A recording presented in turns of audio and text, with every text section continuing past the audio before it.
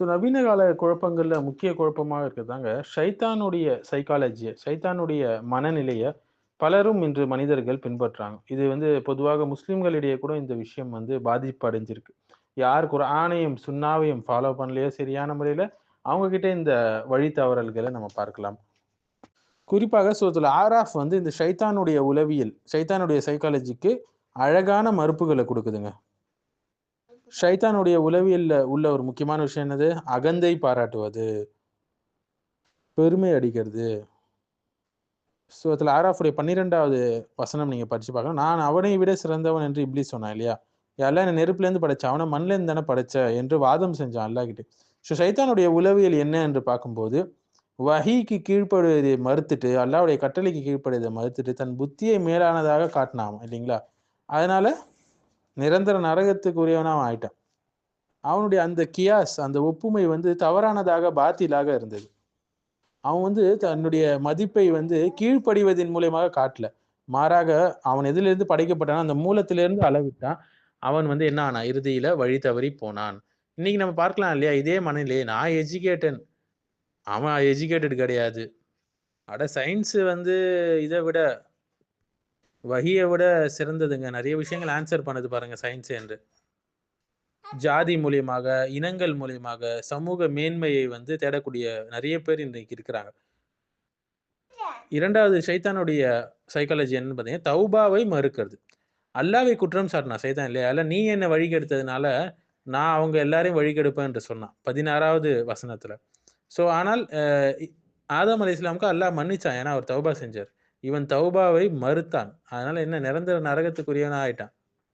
தன்னுடைய பாவத்துக்கு தான் பொறுப்பு ஏற்கிறதுக்கு அவன் மறுத்தான். நான் தான் தவறு செஞ்சேன் என்று. இன்றைக்கு பலரும் பார்க்கலாம் இல்லைங்க, நவீன காலத்துல அல்லாஹ் என்ன அப்படிதான் படைச்சான், விதியில அப்படிதான் எழுதியிருக்கு, அதனால தான் நான் இப்படி நடந்துக்கிட்டேன் என்று தன்னுடைய குற்றத்தை ஒற்றுக்கொள்ளாமல் விதி மேலேயும் அல்லாஹ்வின் மேலேயும் பழி போடக்கூடிய எவ்வளவு நபர்கள் இருக்கிறாங்க. சுபான் அல்லாஹ்.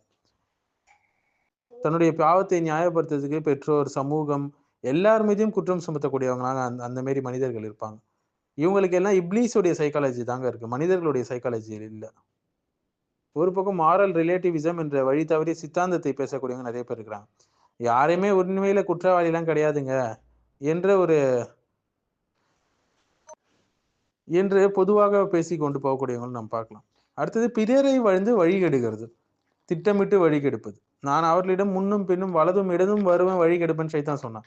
இன்றைக்கு அதே மாதிரிதான் மனிதர்கள் என்ன செய்யறாங்க? சைத்தானுடைய உளவியலை எடுத்துக்கொண்டு பொறுமையோடு திட்டமிட்டு பிளான் பண்ணி படிப்படியாக தன்னுடைய சகோதரனை வழிகெடுக்கிறதுக்கு எல்லா வழியும் செய்யறான். சைத்தானாக மாறிவிட்டான் மனிதன். ஈமான், செயல்கள், நோக்கம், எதிர்கால நம்பிக்கை அனைத்தையும் குறிவைக்கக்கூடியவனாக ஆகிட்டான். குறிப்பாக சமூக ஊடகங்களை பாவத்தை நார்மலைஸ் ஆக்குறது, அதெல்லாம் பெரிய பாவம் இல்லை என்பது போல ஹயா என்ற வெட்க உணர்வை கொஞ்சம் கொஞ்சமாக அழிக்கிறது, கல்வி பொழுதுபோக்கு மூலமாக ஐடியாலஜிக்கல் குரூமிங் செய்யறது. இவன் வழிகிறது மட்டும் இல்லாம முழு சமூகத்தையே உம்மத்தையே வழிகெடுக்கிறதுக்கான எல்லா வேலைகளும் செய்யக்கூடியவனாக இருக்கான். 4வது எல்லை மீறிய சுதந்திரம். அது எல்லைகள் மீறத சுதந்திரம் என்று விளம்பரம் செய்தல். இந்த அல்லாஹ் ஏன் தான் உங்களுக்கு தடை செஞ்சா? இந்த மரத்தை நீங்கள் மலக்குகள் ஆயிடுவீங்க, இல்ல நிரந்தரமா இங்க சொர்க்கத்திலே இருப்பீங்க என்றெல்லாம் அவன் என்ன செஞ்சான்? விளம்பரம் செய்தான். இன்னைக்கு பல பேர் இந்த சைத்தானுடைய இந்த உளவிலை எடுத்துக்கொண்டு என்ன செய்யறாங்க?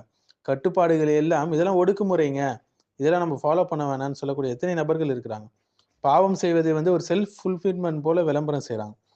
உன்னுடைய ஆசையினை பின்பற்று, பாலியல் சுதந்திரம் என்று இருக்கு, மகிழ்ச்சியா இரு, ஷரியாக்கும் ஹுதூத் தண்டனைகளுக்கும் எதிர்ப்பான எவ்வளவு பேச்சுகள் நம்ம இன்னைக்கு பார்க்கலாம். இது எல்லாமே சைத்தானுடைய சைக்காலஜிலேருந்து கடை வாங்கினதுதான். ஒரு பக்கம் நலம் விரும்பி மாரி என்ன செய்வார்? ஆலோசனை செய்வார். எதற்கு? பாவத்தை செய்வதற்கு. நிச்சயமா நான் அவங்களை நல்ல ஆலோசகர் என்று சொல்லிதான் சைத்தான் என்ன செஞ்சான்? சத்தியம் செஞ்சான், வழிகெடுத்தான். 21வது வசனத்துல நம்ம பார்க்கலாம். என்னடா இவன் நம்ம மேல அக்கறைப்படுறான்ற மாரி நினைச்சு என்ன செய்வார்? ஏமாந்துடுவார்.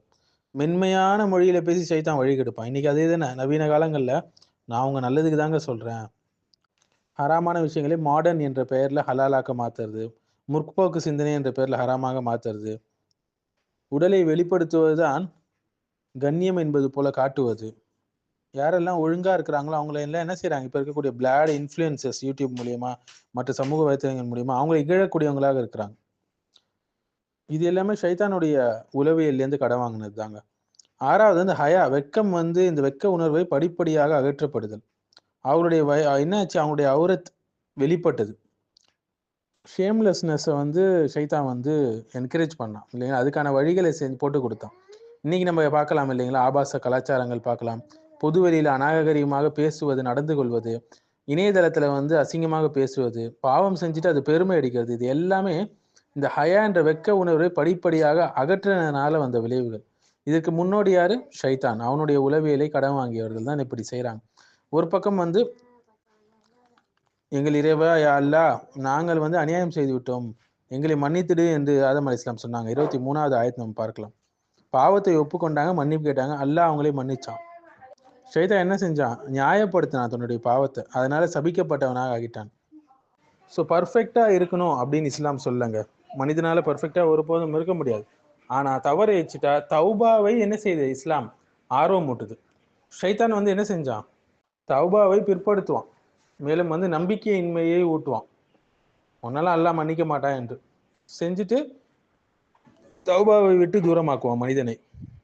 அல்லாஹ்வுடைய இரக்கத்தை கூறி மனிதனை தௌபா செய்ய விட்டும் தடுத்து ஷைத்தான் என்ன செஞ்சான்? நம்பிக்கையின்மையை உண்டாக்குவான். உன்னால அல்லாஹ் மன்னிக்க மாட்டான், தௌபா செஞ்சு என்ன பிரயோஜனம், மறுபடியும் நீ அந்த பாவத்தை செய்வேன் என்று. இது எல்லாம் ஷைத்தானுடைய சைக்காலஜிலேருந்து மனிதர்கள் கடன் வாங்கி செஞ்சிட்டு இருக்கிறாங்க. ஸோ பாவத்தை அழகாக காட்டுவது, வாக்குறுதி கொடுத்துட்டு பின்னர் துரோகம் செய்வது, இது எல்லாமே நம்ம பார்க்கலாம் இல்லைங்களா? சூரத்து நஹ்ல்ல, ஹஷர்ல நிறைய வசனங்கள் நம்ம பார்க்கலாம். நரகத்தின் பக்கம் அழைக்கக்கூடிய அழகான அழைப்புகள், ஆசைகளை ஒரு ஆயுதமாக பயன்படுத்தி மக்களை வழிகெடுப்பது, எல்லாமே சைத்தானுடைய டெக்னிக் தாங்க. ஸோ ஷைத்தானுடைய உளவியலை, சைக்காலஜியை சூரத்துல ஆராஃப் அப்படியே நமக்கு அழகாக படம் பிடிச்சு காட்டுது. நம்ம சூரத்துல ஆராஃபுடைய வசனங்களை ஒவ்வொன்றாக படித்து பார்க்கும்போது நமக்கு தெரியும். ஷைத்தான் என்ன செஞ்சான்? தன்னை உயர்ந்தவன் என்று அவன் என்னன்னா அகந்தை கொண்டான் இல்லைங்களா? புத்தியை வஹிக்கு மேல வச்சான். அல்லாஹ்வுக்கு கீழ்ப்படியாம தன்னுடைய புத்தியை என்ன செஞ்சான்? ஃபாலோ பண்ணான். இன்று அதே தான் செய்யறாங்க. அறிவியலை என்ன செய்யறாங்க? மார்க்கத்துக்கு மேல வச்சுட்டாங்க, மதத்துக்கு மேல அறிவியலை வச்சாங்க. அதனால இந்த ஷைத்தானுடைய பாதையை அவர்கள் பின்பற்றினார்கள். மேலும் தன்னுடைய பாவத்திற்கு அல்லாஹ்வை குற்றம் சாட்டினார் ஷைத்தான். இன்று அதே விக்டிம் மென்டாலிட்டி தான் இருக்கு மக்கள் கிட்ட. நவீன காலத்துல நான் இப்படித்தான் அப்படின்னு சொல்லி திட்டமிட்டு வழிகெடுத்தான் ஷைத்தான், மெதுவாக கொஞ்சம் கொஞ்சமாக. அதே போல இன்னைக்கு சோஷியல் மீடியா என்டர்டெயின்மெண்ட் மூலியமாக எவ்வளவு பேருடைய ஈமான் நீர்த்து போகுது என்று நம்ம பார்க்கலாங்க. பாவத்தை சுதந்திரம் என்று விளம்பரப்படுத்தினா, ஃப்ரீடம் இதெல்லாம் என்று, நீ கட்டுப்பாடோடு இருக்காது என்று, கட்டுப்பாடுகளை ஒடுக்குமுறை போல காட்டினா இல்லைங்களா? இன்னைக்கு அதே தான் நவீன காலத்துல செக்ஷுவல் ஃப்ரீடம் என்ற பேர்ல, ஃபாலோ யுவர் டிசைர்ஸ் என்ற பேர்ல எவ்வளவோ ஸ்லோகன்ஸ் எல்லாம் சொல்லி மக்களை வழிகெடுக்கிறாங்க. ஆலோசனை செய்யற மாதிரி வந்து வழிகெடுத்துட்டு போயிடுவான். இன்னைக்கு அதே தான் ப்ராக்ரெசிவ் ரிலீஜன், முற்போக்கா இருங்க, பிற்போக்கு சிந்தனையாளரா இருக்காதீங்க, ஹராமை வந்து சோஷியலா ஜஸ்டிஃபை பண்றது, இதன் மூலியமாக இந்த வழிகேடு நடந்து கொண்டு இருக்கிறது. ஒரு பக்கம் வெக்க உணர்வை அழித்து கொண்டே வரான் ஷைத்தான் இல்லைங்களா? முதல்ல பாவம் செய்ய வச்சிடறான், இதனால வெக்க உணர்வு அவருக்கு அணிந்து விடுகிறது. இன்னைய போர்னோகிராஃபி பார்க்கலாம், தவறான படங்கள், ஷேம்லெஸ் கல்ச்சர், இது எல்லாத்துலேயுமே வந்து வெக்க உணர்வை அடிக்கிறதுக்காக ஷைத்தானுடைய டெக்னிக்ஸாக இது இருக்கு. அதை மக்கள் நிறைய பேர் கடன் வாங்கி செய்கிறாங்க. ஆதம் அலைஹிஸ்ஸலாம் வெற்றி பெற்றாங்க, தன்னுடைய பாவத்தை ஒற்றுக்கின்றாங்க, தௌபா செஞ்சாங்க, அல்லாஹ் அவர்களுக்கு ஹிதாயத்தை அனுப்பினான் காலம் காலமாக.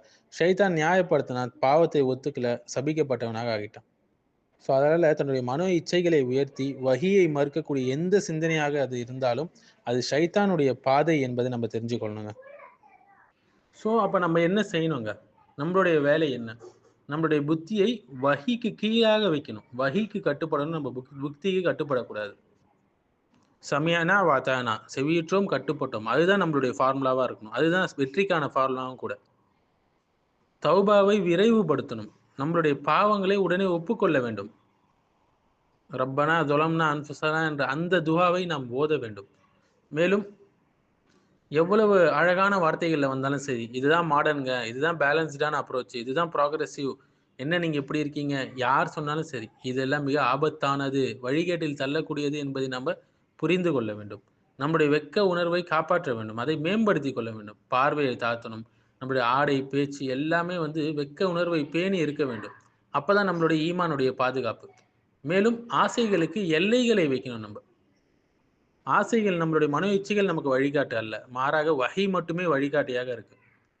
அல்லாஹ் சொல்றா, தன்னுடைய மனோ இச்சையை தெய்வமாக ஆக்கி கொண்டவனை பார்த்தாய, கடவுளாக ஆக்கி கொண்ட பார்த்தாய என்று வார்ன் பண்றான் அல்லாஹ். 45வது வசனம் 23வது வசனத்துல.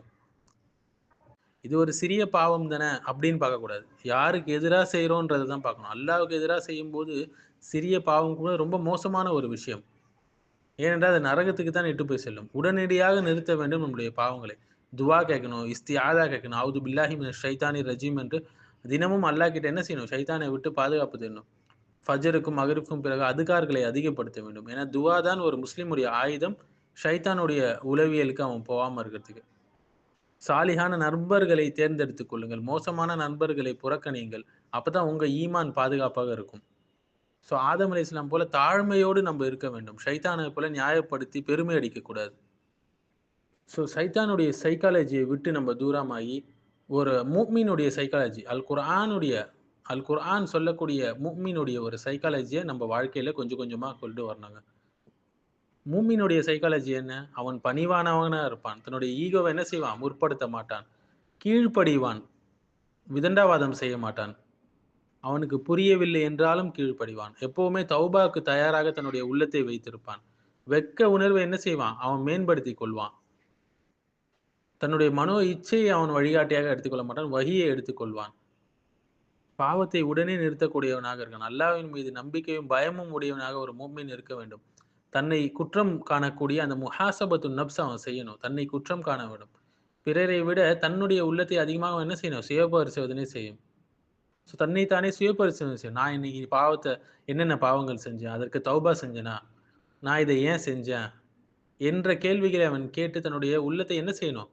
நப்சுல் முத்மஇன்னாவை நோக்கி அவன் என்ன செய்யணும்? திருப்ப வேண்டும். தன்னுடைய நப்சை அமைதி பெற்ற ஆன்மாவாக அவன் திருப்ப வேண்டும். நப்சுல் அம்மாராவிலிருந்து அவன் நப்சுல் முத்மஇன்னாவை அடைவதற்கான வழிகளை அவன் செய்ய வேண்டும். ஸோ இதற்கெல்லாம் அவன் செய்ய வேண்டியது என்ன? அல் குர்ஆனையும், சுன்னாவையும் ஆழமாக படித்து, புரிந்து, அல் குர்ஆன் சொல்லக்கூடிய ஒரு மூமினுடைய சைக்காலஜிய, ஒரு மூமினுடைய உளவியல தன்னுடைய வாழ்க்கையில அவன் கொண்டு வர வேண்டும். ஷைத்தானுடைய உளவியலை அவன் என்ன செய்யணும்? அவன் தன்னை விட்டு தூரமாக்கிக் கொள்ள வேண்டும்.